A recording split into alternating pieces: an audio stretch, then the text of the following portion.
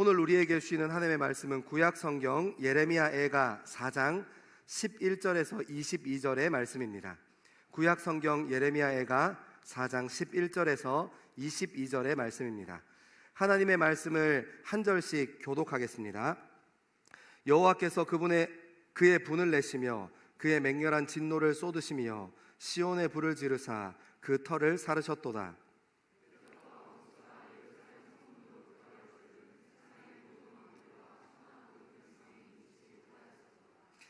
그의 선지자들의 죄들과 제사장들의 죄악들 때문이니 그들이 성읍 안에서 의인들의 피를 흘렸도다.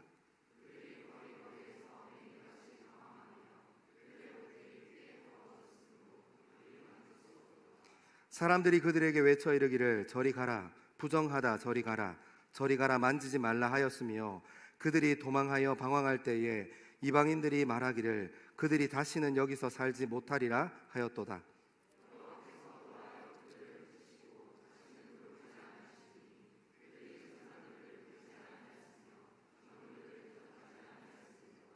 우리가 헛되이 도움을 바람으로 우리의 눈이 상하며 우리를 구원하지 못할 나라를 바라보았도다.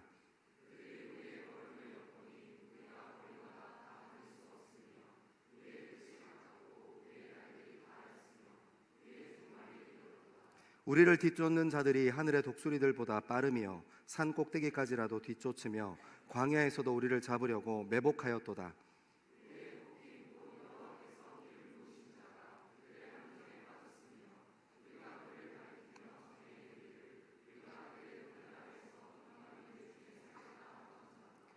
우스 땅에 사는 딸 에돔아 즐거워하며 기뻐하라. 잔이 내게도 이를지니 내가 취하여 벌거벗으리라. 딸 시온아 내 죄악의 형벌이 다하였으니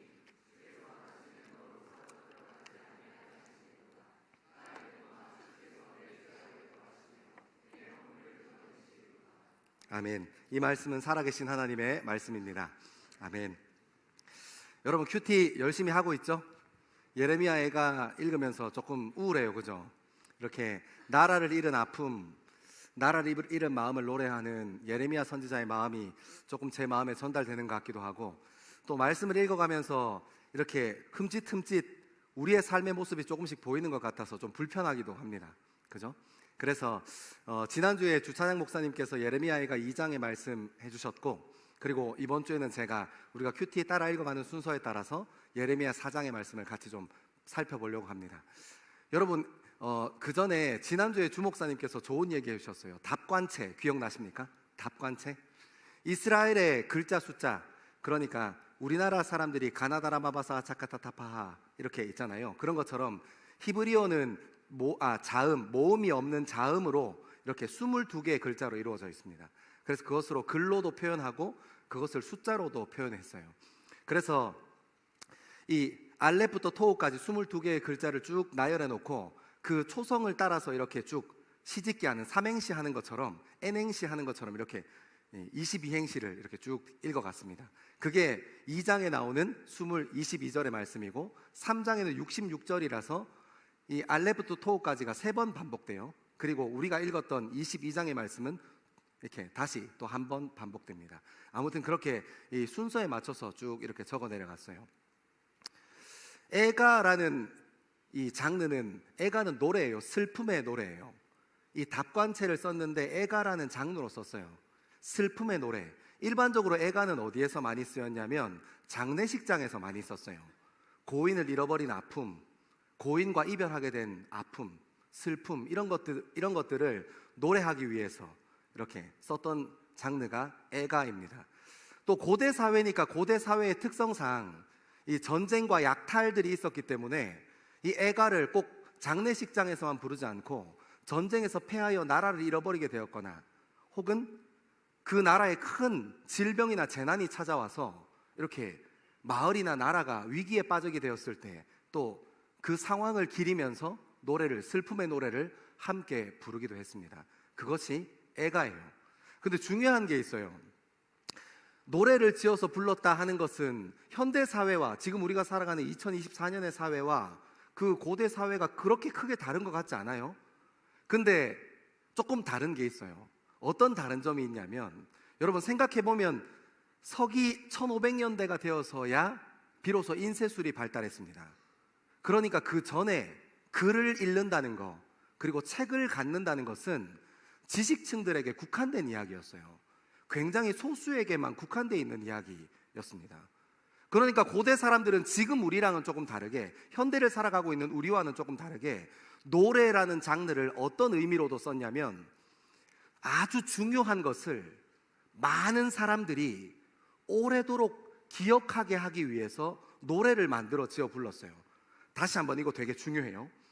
고대 사회에는 인쇄술이 발달되지 않아서 글로 뭔가를 남길 수 있는 것이 굉장히 제한적이었기 때문에 노래를 만들어서 불렀다는 것은 아주 중요한 것을, 잊지 말아야 할 것을 많은 사람들이 오래도록 기억하기를 원해서 그렇게 진행한 겁니다.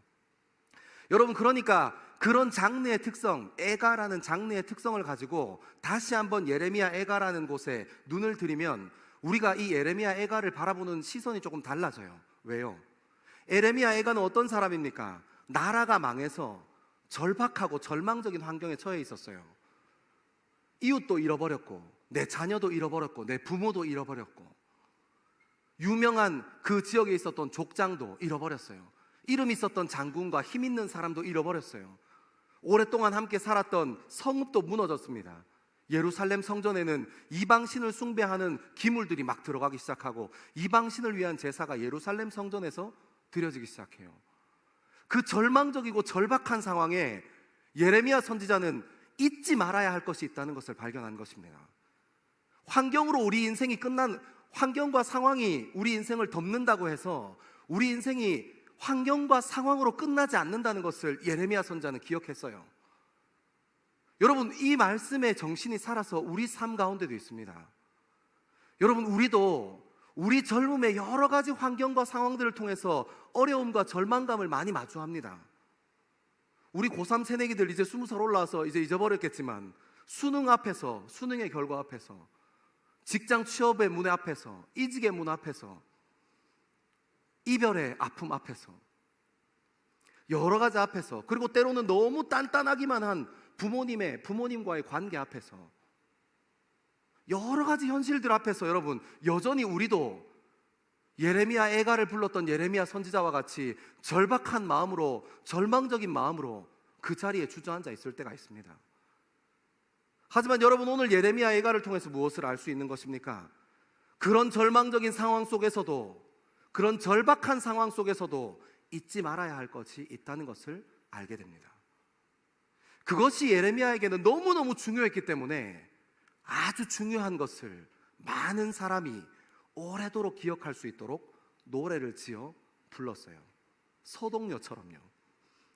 사랑하는 여러분, 이제 말씀을 천천히 좀 따라 읽어 내려갈 것인데, 말씀을 따라 읽어 내려가면서 우리를 덮고 있는 환경과 우리를 이렇게 감싸고 있는 상황이 어떤 상황과 환경 가운데 있다 하더라도 잊지 말아야 할 것이 무엇인지 발견하는 저와 여러분 되기를 소망합니다. 우리 말씀을 한번 같이 따라 읽어보겠습니다. 11절과 12절의 말씀입니다. 11절과 12절입니다. 시작. 여호와께서 그의 분을 내시며 그의 맹렬한 진노를 쏟으시며 시온에 불을 지르사 그 터를 사르셨도다. 대적과 원수가 예루살렘 성문으로 들어갈 줄은 세상의 모든 왕들과 천하 모든 백성이 믿지 못하였었도다. 아멘.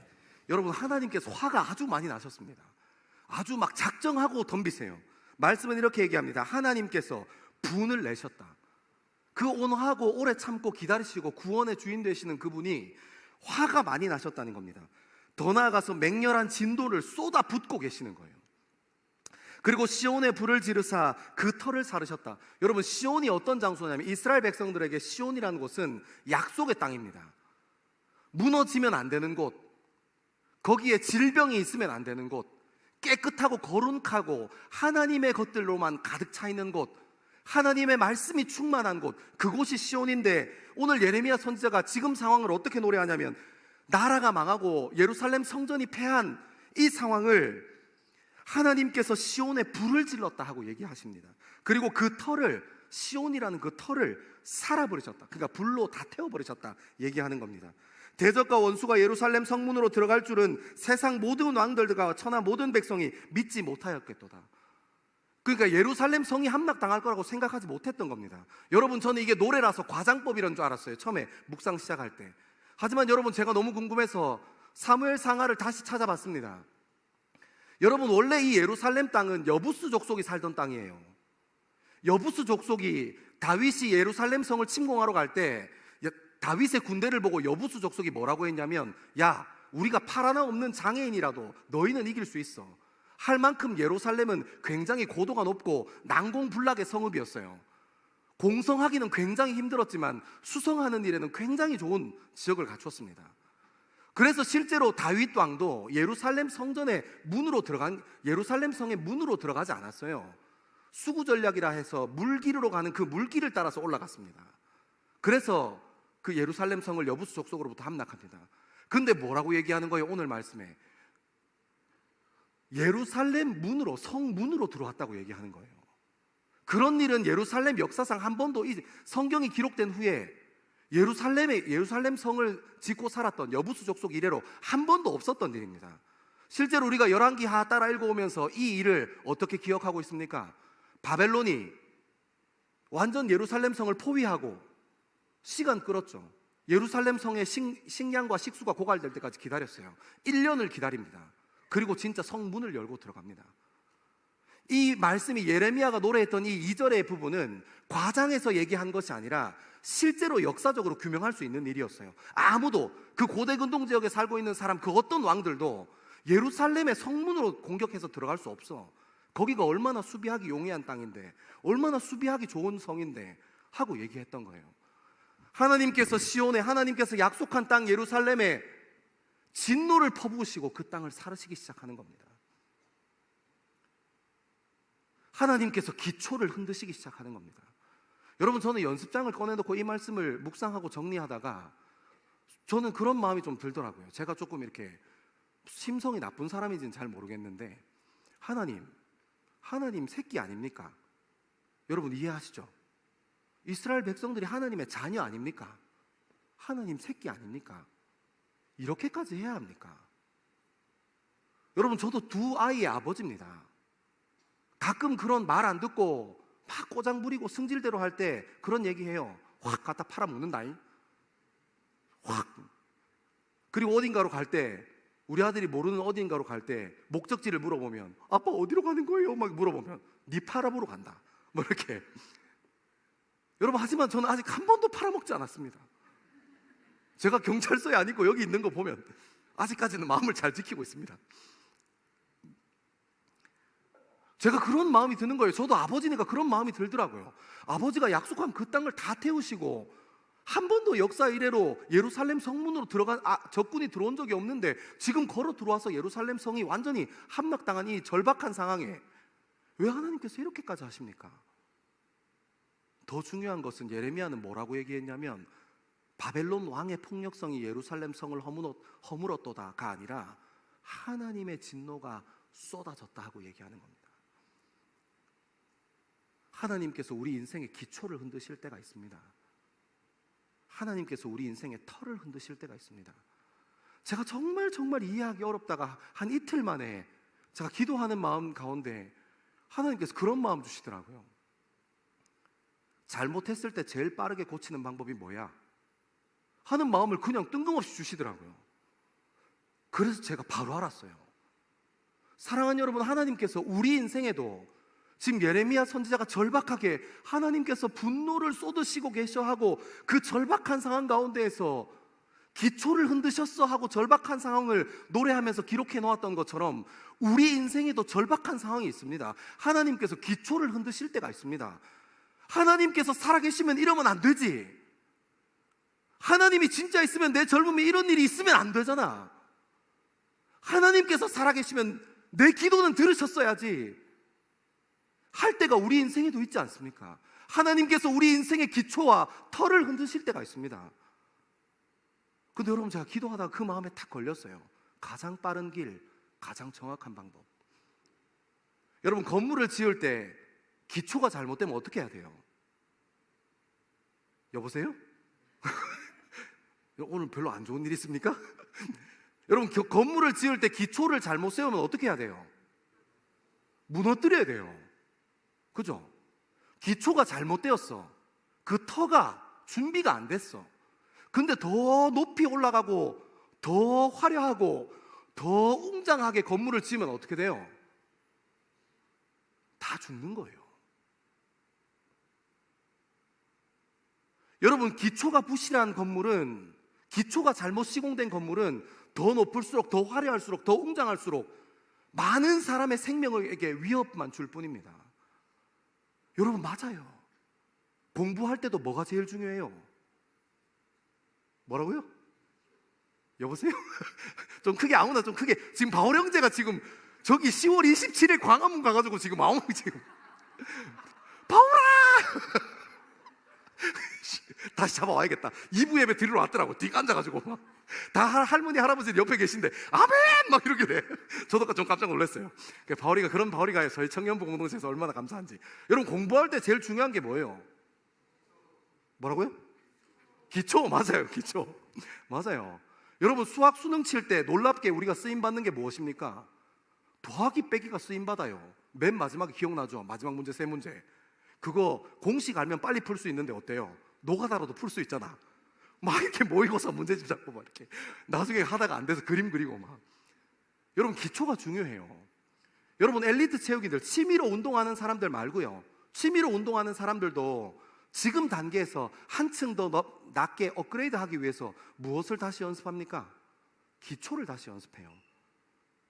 여러분, 음악하는 사람들은요, 음악하는 사람들도 기초가 가장 중요합니다.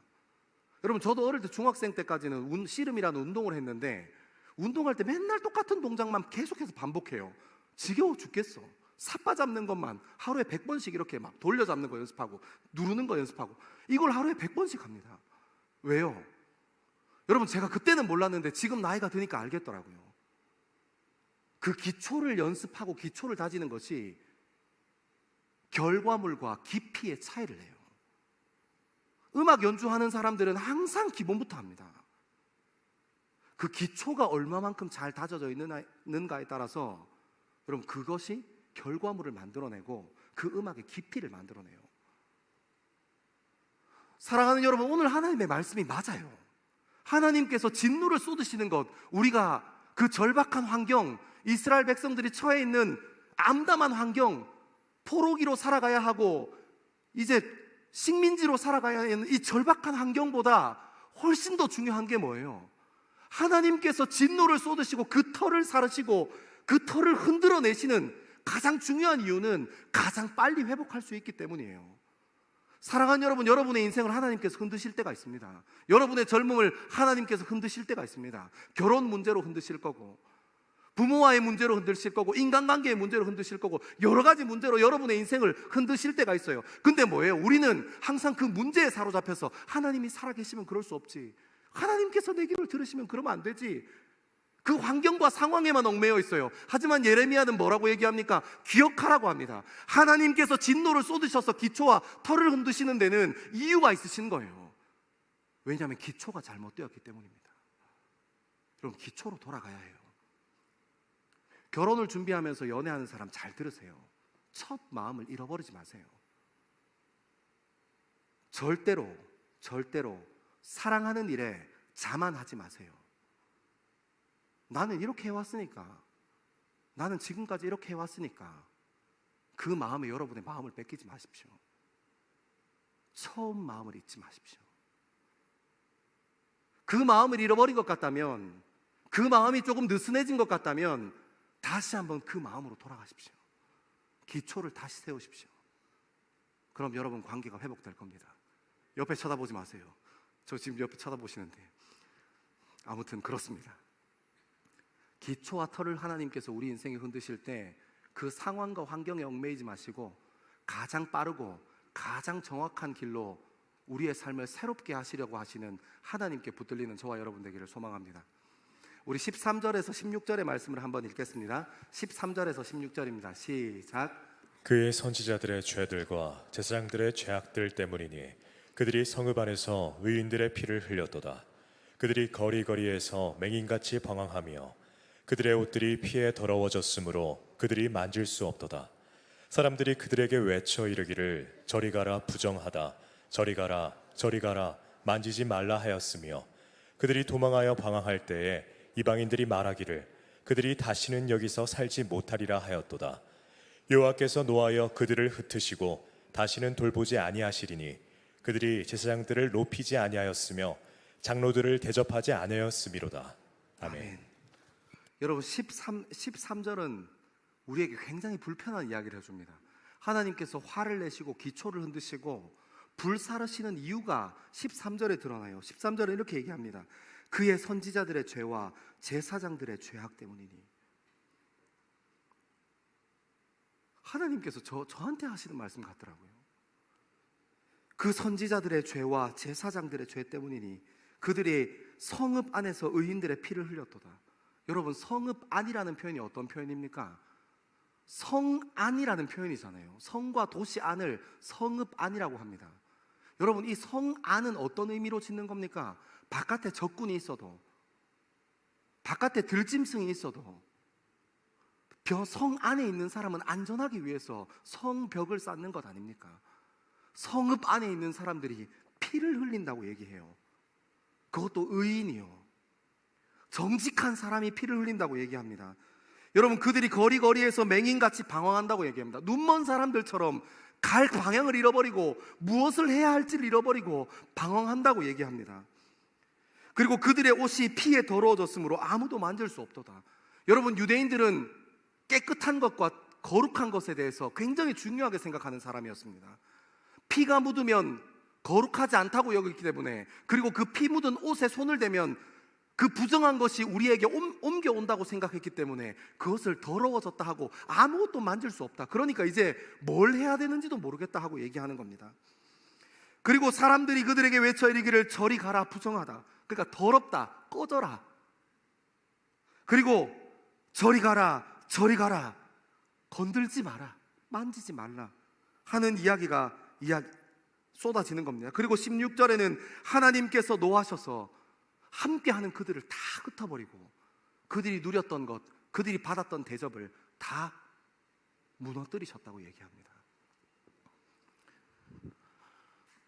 사랑하는 여러분, 저는 지난 이틀 동안 이 부분의 말씀 앞에서 얼마나 많이 울었는지 모릅니다. 왜냐하면 수천 년 전에 예레미야가 기록했던 이 말씀이 너무너무 불편하게도 오늘날 여전히 똑같이 살아있기 때문입니다. 여러분, 저는 기독교 신문이나 기독교 방송을 통해서 교회가 깨어졌대, 교회가 분열됐대, 저 교회가 문제가 있다던데 하는 수많은 뉴스들과 그런 가십거리처럼 쏟아내는 기사들을 보고 읽어왔습니다. 근데 정말 놀랍게도 어떤 교회가 깨졌는데 평신도 때문이라더만, 어떤 교회가 분열했다는데 성도 때문이라던데, 이제 세례받은 사람이 온 지 얼마 안 돼서 그 교회를 깨뜨렸다던데, 저는 그런 뉴스 한 번도 본 적이 없습니다. 교회가 분열하고 깨어지는 이유는 모두 목사와 장로들 때문입니다. 여러분, 이 말씀이 여전히 살아있어서 수천 년 전에 하나님께서 분을 쏟으시던 그 예루살렘 성전과 같이 오늘날 2024년을 살아가는 한국교회도 여전히 하나님께서 진노를 쏟으시는 그 모양이 여전히 이 자리에 있습니다. 여전히 목회사들은 타락했고, 여전히 교회의 기득권자들은 자기의 의견이 전부인 것처럼 얘기합니다. 성읍 안에 있는 사람 안전하기 위해서 성읍을 만들었는데 그 교회 안에 있는 사람들이 교회에 와서 상처를 받고 돌아갑니다.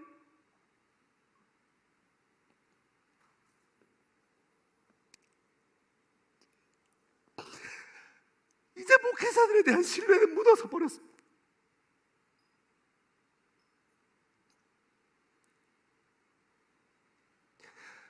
사랑하는 여러분, 저는 이 말씀 앞에서 너무너무 절박했습니다. 저는 이 말씀 때문에 가슴을 부여잡고 너무 깊이 엎드려 있었습니다. 하지만 여러분, 저는 이 말씀 앞에서 다시 한번 여러분과 나누기 원하는 것은 목회자들의 거룩을 위해서 목회자들이 애써야 할 것이고, 당회원들의 깨끗함과 거룩함을 위해서 우리가 다시 한번 돌이키고 회개하고 주 앞에 나가야 할 것이고, 그 문제를 바르게 지적하는 사람들이 있어야 하겠지만, 여러분, 이 땅에는 그렇게 소수의 사고를 치고 문제를 만드는 그런 소수의 기득권자들보다 자기에게 주어진 자리에서 하나님 말씀대로 살아내려고 최선을 다하는 목회자들도 여전히 있다는 것을 기억하는 저와 여러분 되기를 소망합니다. 그래서 여러분, 우리가 그들을 위해서 기도해야 하지 않겠습니까? 그들을 정죄하고 그들을 손가락질하고 그들의 죄를 들추어내는 일보다, 아니 그런 일도 필요하겠지만 바름을 위해서, 깨끗함을 위해서 누군가는 용기 내어서 그런 일을 해야겠지만, 하지만 균형을 갖추기 위해서 그들을 위해서 기도하는 사람들이 있어야 하지 않겠습니까? 전심으로 그들을 품고 그들을 위해서 중보하는 사람이 있어야 하지 않겠습니까? 여러분, 예루살렘 성벽 안에 있었던 수많은 제사장들과 선지자들이 타락해서 그 땅이 무너져 버렸습니다. 여러분, 저는 여기서 멈추지 않고 더 나아가서 여러분이 속해 있는 가정의 선지자로, 그리고 가정의 제사장으로 불러오신 부모님을 위해서 기도해야 할 것이라고 믿습니다. 여러분, 부모님들의 잘못된 생각과 잘못된 판단이 얼마나 가정을 많이 힘들게 합니까? 아이들은 모를 거야 하고 아이들 보는 앞에서 그냥 욕하면서 쏘아버리고, 얘가 아직 모르니까 그런 거 모르겠지 하고 부모님들은 아이들 앞에서 그냥 하고 싶은 얘기, 감정을 다 쏟아버립니다. 거기 안에 있는 아이들이 얼마나 힘들고 어렵겠습니까? 여러분, 부모님이 잘못했다면 잘못한 것들 지적하고 이야기해야 될 것입니다. 하지만 그것만큼 균형을 이루기 위해서 그들을 위해서 기도해야 하지 않겠습니까? 사랑하는 여러분, 이제 남 얘기했으니까 우리 얘기도 해야죠. 여러분, 실제로 제가 마음이 무너졌던 것은 제가 목회자로 살고 있어서 교회의 타락이 목회자와 장로들을 통해서 이루어지는 것, 그것뿐만이 아니었습니다. 여러분, 예루살렘 성전 같은, 예루살렘 성읍 같은 우리의 중심, 믿음으로 살겠다고 결단했던 우리의 젊음이, 여러분, 우리의 중심이 무너져서 우리의 인생이 얼마나 많이 힘들고 어려워졌습니까? 잘못된 습관으로부터 벗어날 거야 하고 주님 앞에 중심 세웠는데 그 중심이 무너져서 불타는 금요일 저녁 저기 어딘가를 돌아다니고 있는 우리의 모습 아닙니까? 사람과 관계할 때 하나님의 사랑으로 관계해야지 했던 중심, 하나님께 세웠던 그 신앙과 중심이 무너져서 내가 하고 싶은 대로, 내 감정대로, 그때 당시에 드는 느낌대로 그 사람들에게 인간관계 하고 있지 않습니까? 하나님께서 우리를 이 세상의 빛과 소금으로 우리를 부르셨는데 우리는 우리의 중심을 지키지 못해 우리의 젊음이 무너지고 있지는 않은지 한번 돌아보는 시간 되어지기를 소망합니다.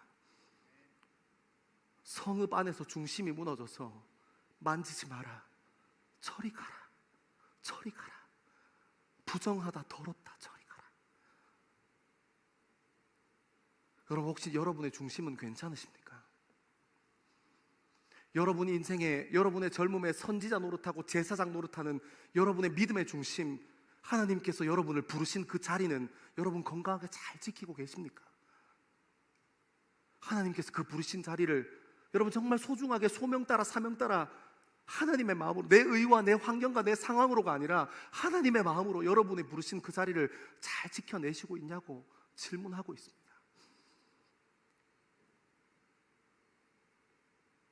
여러분, 성읍 안에 있었던 선지자들과 제사장들이 타락하자 의인이 피 흘리기 시작하고 모든 것들이 흩어져 버리고 깨어져 버렸습니다.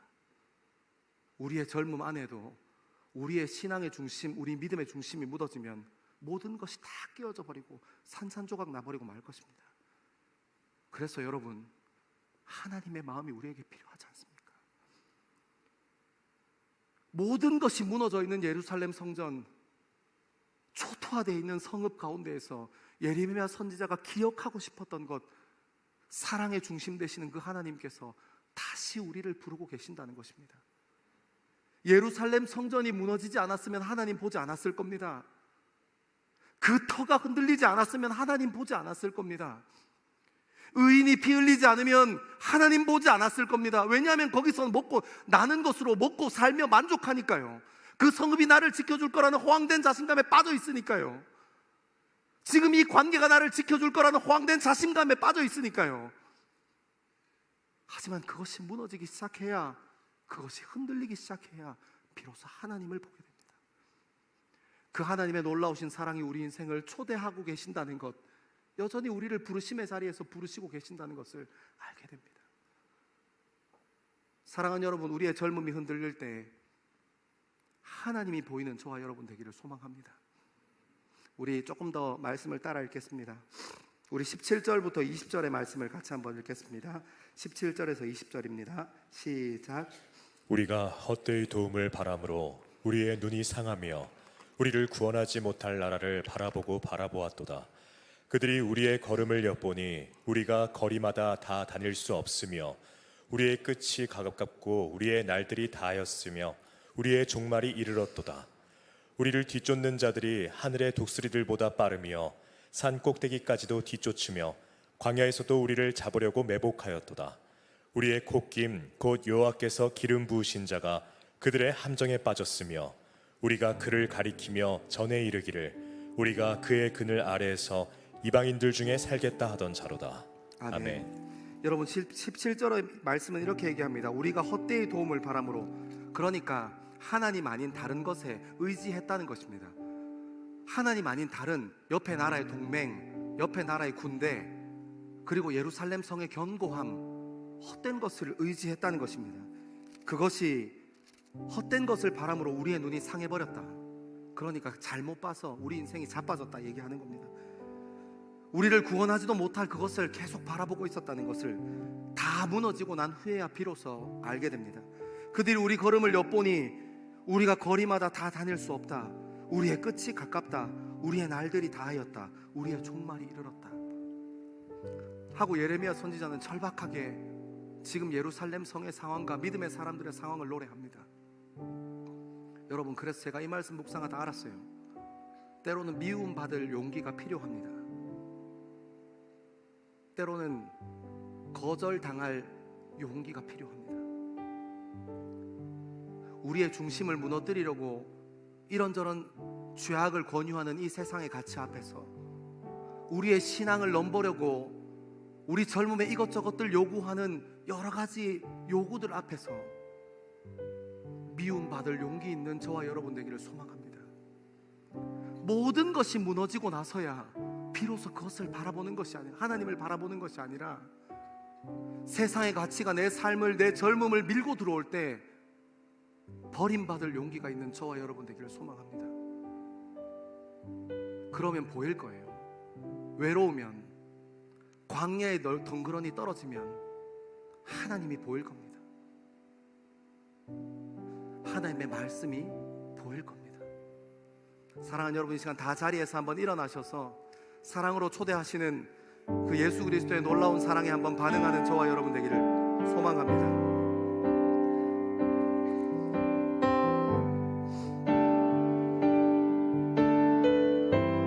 사랑이 나를 부르네.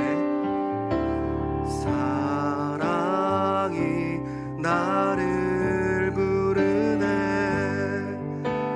날 처음 지으신 그 사랑이 조금도 바래지 않고 한 번의 후회도 없는 그 사랑이 나를 부르네. 한 번 더 고백합니다. 사랑이 나를 부르네. 사랑이 나를 부르네. 날 처음 지으신 그 사랑이 조금도 바래지 않고 한 번의 후회도 없는 그 사랑이 나를 부르네. 아멘, 아멘. 영원한 주의 품 안으로 풍성한 주의 식탁으로 친밀한 주의 음성으로 그 사랑이 나를 우리 한 번 더 영원한 주의 품으로. 영원한 주의 품 안으로 풍성한 주의 식탁으로 친밀한 주의 음성 사랑이 나를 부르네. 그 사랑이 나를 부르네. 우리 한 번 더 고백합니다. 사랑이 나를 부르네. 날 먼저 찾아온 그 사랑이 지금도 나를 보시며 여전히 함께 하시는 그 사랑이 나를 우리 한 번 더 부르네. 사랑이 나를 부르네. 사랑이 나를 부르네. 날 먼저 날 먼저 찾아온 그 사랑이 지금도 나를 보시며 여전히 함께 하시는 그 사랑이 나를 부르네. 할렐루야. 영원한 주의 품 안으로 풍성한 주의 식탁으로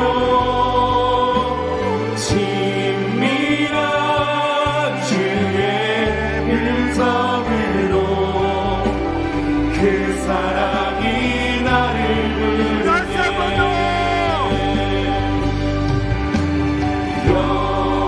영원한 주의 품 안으로 풍성한 주의 식탁으로 친밀한 주의 음성으로 그 사랑이 나를 우리 한 번 더 부르네. 영원한 주의 품으로. 영원한 주의 품 안으로 네. 풍성한 주의 식탁으로 친밀한 주의 음성으로 그 사랑이 우리 시간 두 손 높이 들고 다시 한 번 더. 영원한 주의 품 안으로 풍성한 주의 식탁으로 친밀한 주의 음성으로 그 사랑이 나를 부르네. 영원한 주의 품으로. 영원한 주의 품 안으로 풍성한 주의 식탁으로 친밀한 주의 음성으로 그 사랑이 우리 마지막으로 한 번 더 고백합니다. 영원한 주의 품 안으로. 영원한 주의 품 안으로 풍성한 주의 식탁으로 친밀한 주의 음성으로 그 사랑이 나를 그 사랑이 나를 부르네. 그 사랑이 나를 부르네. 사랑하는 젊은 그리스도인들이 이 시간 함께 주의 말씀 앞에서 결단하게 되기를 소망합니다. 우리 주변에 우리의 인생을 흔드는 상황과 우리의 젊음을 흔들어내는 환경이 오더라도 상황과 환경에 잡히지 않고 예레미야 선지자가 오랫동안 기억해야 하는 것, 상황과 환경 속에서도 하나님 앞에 붙잡히고 하나님을 붙드는 것, 정말 잊지 말아야 할 것을 우리에게 남겨주셨는데 그 말씀에게 붙들리는 저와 여러분 되기를 소망합니다. 우리 시간 주의 이름 3번 크게 외치고 함께 결단하며 기도합니다. 주여!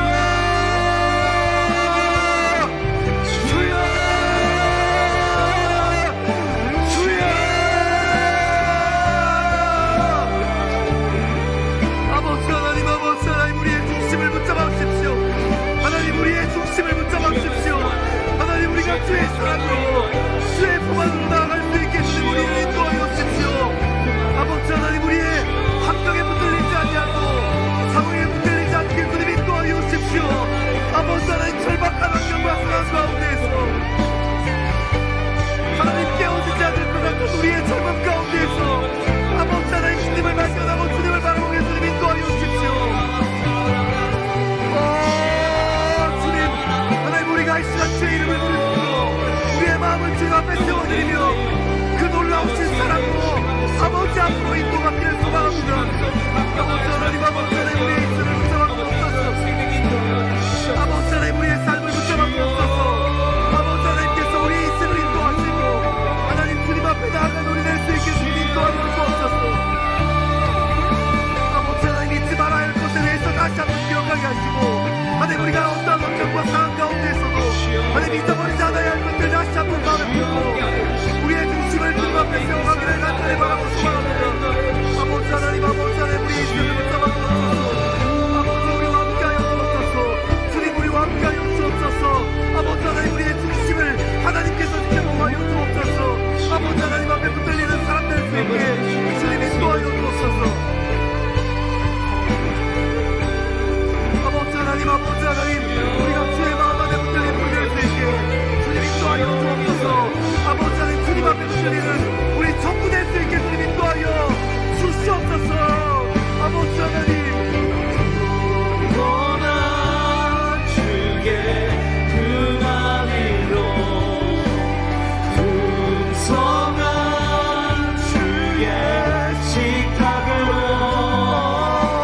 진밀한 주의 음성으로 그 사랑이 나를 다시 한번 더 영원한 주의 평안 위로 풍성한 주의 식탁으로 진밀한 주의 음성으로 그 사랑이 나를 부르네. 주의 품으로 영원한 주의 평안 위로 풍성한 주의 식탁으로 진밀한 주의 음성으로 그 사랑이 나를 부르네. 사랑하는 여러분, 이 시간 다시 한번 기도할 때 예레미야 선지자가 정말 잊지 말아야 할 것들을 오래도록 기억해야 할 우리의 중심을 하나님의 말씀에 담아 놓았던 것처럼 우리의 젊음의 기초가 흔들리고 터가 불사를지라도 우리 인생의 주인 되시는 그 사랑의 하나님께서 우리를 사랑으로 여전히 초청하고 있다는 것을 잊지 않는 귀한 우리 젊음 되어지기를 간절히 바라고 소망합니다. 우리 이 시간 잠잠히 성령 하나님의 인도하심을 구하시면서 사랑으로 초청하시는 예수 그리스도를 집중하시면서 깊은 기도의 자리로 나아가겠습니다. 기도하겠습니다. 아버지 하나님, 아버지 하나님,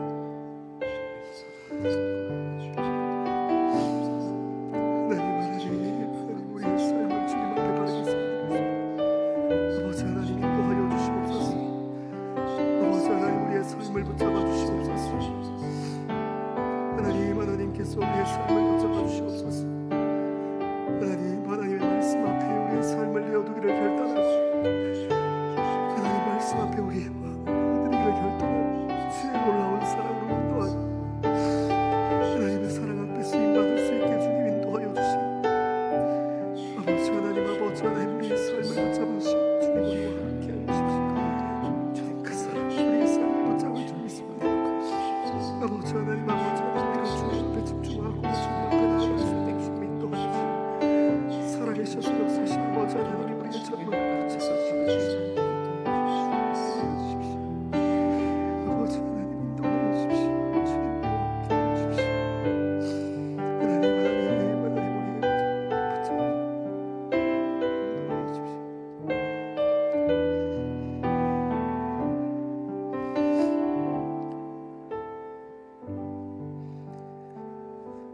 여전히 사랑이셔서 우리를 사랑으로 인도하시는 하나님, 우리의 젊음의 터와 기초가 흔들릴 때에 기초가 흔들리고 터가 흔들리는 일에 마음 뺏기지 않고 가장 정확하고 가장 빠른 방법으로 인도하시는 예수 그리스도의 마음에 붙들리게 되어지기를 소망합니다.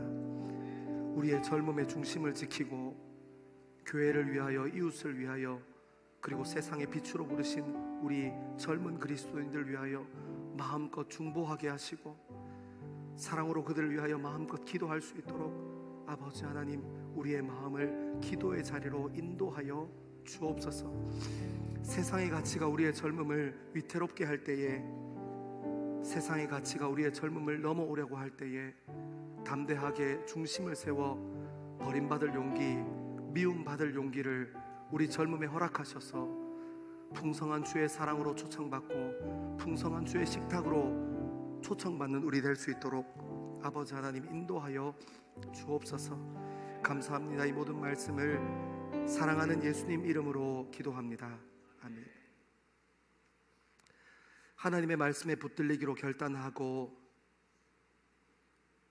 이 세상의 가치 아닌 하나님께 중심 세우기로 결단하는 이 자리에 있는 젊은 그리스도인들과 그리고 예배를 사모하여 함께 예배의 자리를 지키는 하나님의 백성들 위해 하나님께서 선포하신 복을 선언합니다. 여호와는 내게 복을 주시고 너를 지키시기를 원하며 여호와는 그의 얼굴을 내게 비추사 은혜 베푸시기를 원하며 여호와는 그의 얼굴을 내게로 향하여 드사 평강 주시기를 원하노라. 아멘.